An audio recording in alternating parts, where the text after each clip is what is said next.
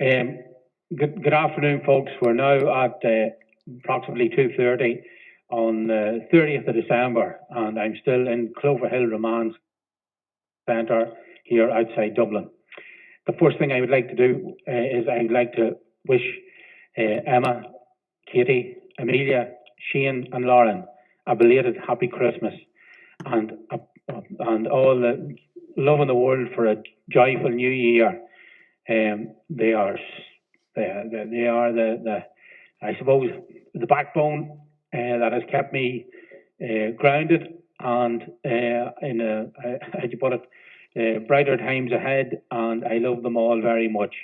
And I would like them to be made aware of this message, as I haven't spoken to them. I haven't spoken to them over Christmas as yet. But look at it's they're good independent. They are what's needed moving forward. Are independently minded people, because the country is very short of single-minded, independently minded people.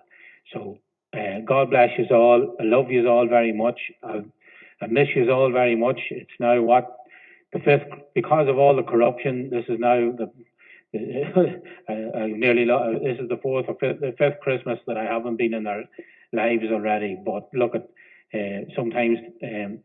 Sometimes things are put in our way to that, and they only become clear as life as things move on, and things progress. So again, God bless you. You're great people, and I love you all very much. I suppose then, secondly, this will be my last video. This will be my last podcast in Cloverhill, based on a meeting I had on Christmas Eve evening. These podcasts have been brought to the attention of the management here. One of them came to see me. One of the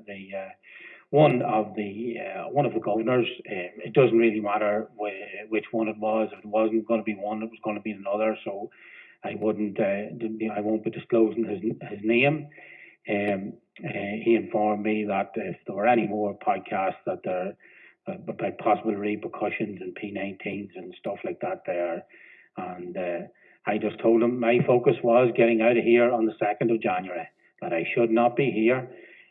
We had spoken previously when I was on food refusal to expose Tracy Horn and Michael Finucane, the solicitors at the time, so that Hall and John Alcock and Ray Moss and etc. could see past the lies that were being told. So he then says he asked me about, well, so why don't you what of your solicitor? I told him I was here on 2 trespass charges on property that was stolen from the Dearys. The guards have all the information. They've been hiding now for 10. They've been covering up for Seamus McEnany for the last 10 years, himself and others, and I should not be here. He asked me about. I told him that, look, given my journey through the courts over the last number of years, they've become so corrupt that something has to happen. This is farcical. I told him about the judge before Christmas refusing to do a strikeout and trying to hide behind the solicitor, and that there were people in court with the paperwork to show that the guards had not provided had provided no disclosure but a few sheets of paper to suit themselves. And I also told them about how the case in Foley's ended up, and the fact that the Gardaí had hidden the briefcase and the phone and all the information from, basically, there was a multitude of information on the phone and in the briefcase that proved multi-million euro fraud. Had the jury, the judge and the DPP been showing all the evidence, there wouldn't have been any convictions at all. And he was in a compromised position, and I had no other option only do these, put together these prison diaries, so that I told him about the fact that they were started with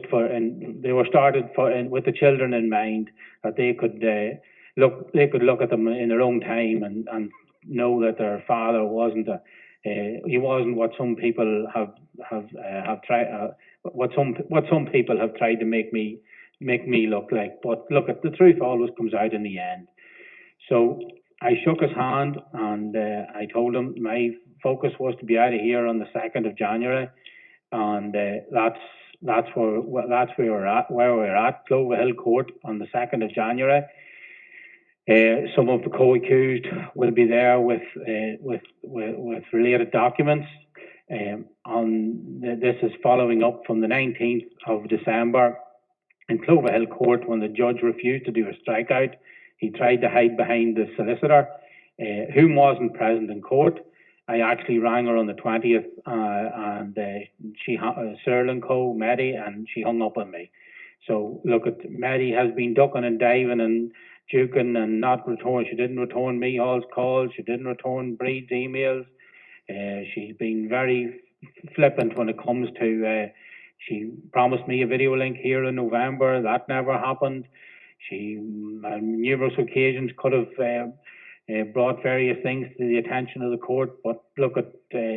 She decided to sit behind various barristers. So therefore, I have no other option. Only part company now is Cyril and Co. It looks that way now, unless it's just farcical that it's impossible for the small people in the country to find solicitors whom can be trusted with information and being given solid advice and straight advice. It's so it has become so corrupt. It's unbelievable. And unless you have done the full journey through the system, it's impossible to know what's really going on behind closed doors. So the 2nd of January, Cloverhill Court, and please God, an end can be put to this at that stage. But I suppose the other thing I'd like to bring to people's attention is there's now a part of a podcast up online there. It was the full version was constructed by a trusted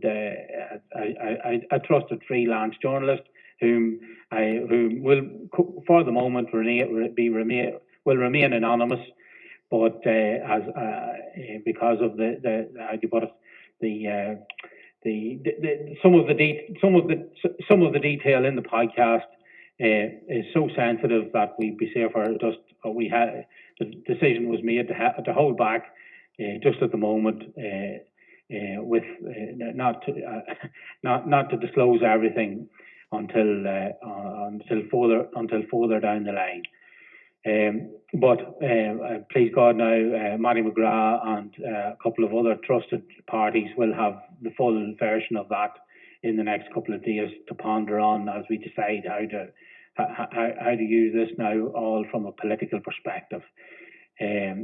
Look at again back to the system. There's something had to be done from the children's perspective. The corruption is so bad. It just can't be let go on. On Saturday, I had the privilege of having a video link with my father, Master Deery, arranged by Micheál, and he says there's a lot of people miss you. I said, I know that, but look at what can I do? I'm in here illegally and I need to get out, and this corruption had to be dealt with face on. And we spoke about evil. I said, look, there have been many times evil has appeared on your desk as a teacher and as a father, and you've had to deal with it in your own way as well, you know. So look, we had a good chat, and his 80th birthday now comes up on the 3rd of March. So I told him that my focus was to please God put this to bed on 2nd of January, so that we could start rebuilding to a point that we'll have a full family gathering in relation to his 80th birthday now on the 3rd of March. What that man has had to put up with, for him to be, Master Deary's was a place of happiness. It was a place that people enjoyed. It was a place with a good atmosphere. It had a good customer base. It had a brilliant team, including my younger brothers and Micheál's wife Audrey, and Emma was part of the team as well. So look, this was a flourishing family business taken out of the circle in its prime. as many know now. So look, that's all I have to say for today. There's no point in saying much more. And please God, as I say again, I wish Emma and Katie, Amelia, Shane and Lauren a very happy Christmas and a very happy New Year. And I hope to see them and hug them all very soon. And we'll, as well as many other family members at this stage, and nieces and nephews and brother-in-laws, and look at please God, a big family reunion will be on the cards in early 2025. So we'll leave it at that for now. Thank you very much, and God bless to everyone that has watched this to the end.